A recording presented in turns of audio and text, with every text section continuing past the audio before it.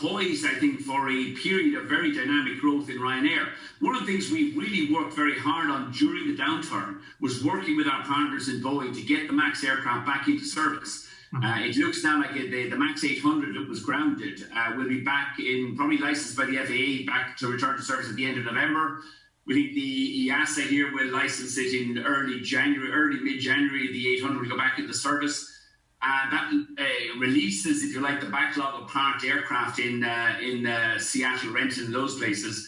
Boeing then, I think, will be moving straight on with the FAA and EASA to license our aircraft, which is the MAX 200, the game changer, which, you know, we're the lead op or lead customer for. It's an incredible aircraft. It has 4% more seats, but burns 16% less fuel, and it reduces our emissions by 40%. So it's an incredible aircraft.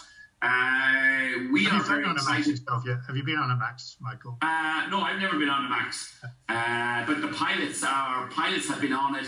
We have 3 MAX simulators already in place, one in Dublin, one in Gatwick, one in Bergamo. Pilots love it. You know, the performance of the aircraft is incredible. It is a great aircraft. It has, you know, suffered reputational damage as a result of the software issues, but they've been addressed. I think this is when it returns to service at the end of November, John. It will be the most audited, the most interrogated, the safest aircraft ever to fly. And we couldn't be more excited. I mean, we're now poised, I think, you know, over the next 5 years, we're due to take 135 firm deliveries. Clearly, the deliveries have been delayed, but we're reworking that delivery schedule with Boeing.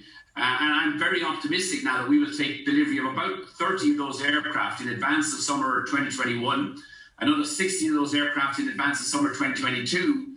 So really, we will be the one airline across Europe with large deliveries coming, able to work with airport partners and with our tourism partners across Europe to say, look, we can restore this business quickly. We have the aircraft.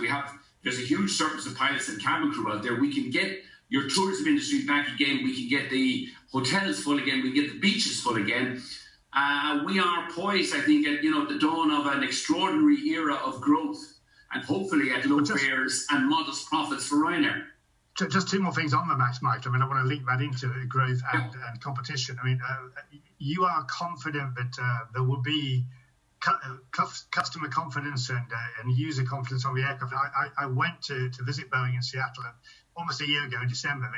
They invited a number of people, different disciplines of the industry, to talk about exactly how that aircraft was going to go back into service. And they were very mindful then about the need to get confidence not only of customers, traveling customers, but pilots, as you said, cabin crew who are going to work on that plane, because from them, hopefully having confidence, then the travelling public could be confident too. You've said before that customers wouldn't necessarily know they're on a MAX, but because this was a heck of a hit with those 2 tragic crashes, do you think that confidence can be built? Are you envisaging any particular things you would do in Ryanair to give assurance if people, because the media, of course, will look at any even minor incident, you know, a baggage truck bumps into a plane. If it's a MAX, it'll be in the headlines.